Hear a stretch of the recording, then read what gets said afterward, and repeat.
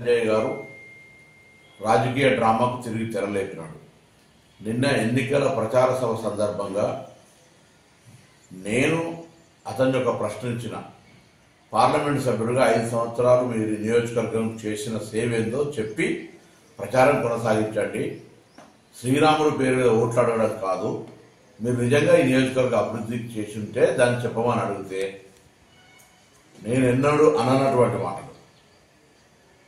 రాముని పుట్టుక గురించి అక్షింతల గురించి మాట్లాడి నా తల్లి జన్మకు సంబంధించిన మాట్లాడి నేను సభ్య సమాజాన్ని కోరుతామని, జన్మనిచ్చిన తల్లి నా తల్లి కావచ్చు, ఇంకొకరు తల్లి కావచ్చు, రాజకీయాలు అడిగిన ప్రశ్న నియోజకవర్గ అభివృద్ధికి సంబంధించి అయితే అతను మాట్లాడిన మాట తల్లికి జన్మం గురించి మాట్లాడుతూ ఉన్నాడు. సమాజం గమనించాలి, తల్లి పాత్ర ఎవరి తల్లి అయినా తల్లి. అటువంటి మాటలు మాట్లాడిన వ్యక్తి రాజకీయ డ్రామా చేస్తూ తిరిగి ఆ యాత్ర ఒక ప్రచారం రావాలనే ఆలోచనతో మళ్ళీ ఎవరు అడ్డుకుంటున్నట్టుగా ప్రచారం చేస్తున్నారు. మేమెవరూ అడ్డుకుంటలేదు, ప్రజాస్వామ్యంలో యాత్ర చేసే హక్కున్నది. మీరు మాట్లాడిన మాటల్ని మళ్ళీ ఏమంటున్నారు, చట్టరీత్యా చర్యలు తీసుకుంటా ఉన్నారు.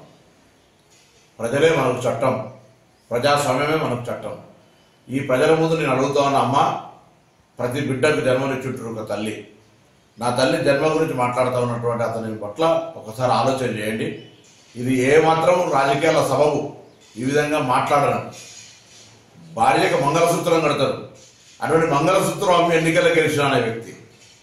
అసలు రాముడు అంటే శ్రీరాముడు అంటే ఎంత గౌరవము. ఆనాడు అయోధ్య రాముడిగా సీతమ్మ కోసం జరిగినటువంటి కష్టము, లేదా రాముడు తల్లి తండ్రి మాట విలువించినటువంటి పరిస్థితి గురించి మాట్లాడే వీళ్ళు నా తల్లి గురించి మాట్లాడి తల్లి జన్మ గురించి మాట్లాడితే ఏం రాజకీయం? భారతీయ జనతా పార్టీ రాష్ట్ర కేంద్ర నాయకత్వం ఆలోచించాలి.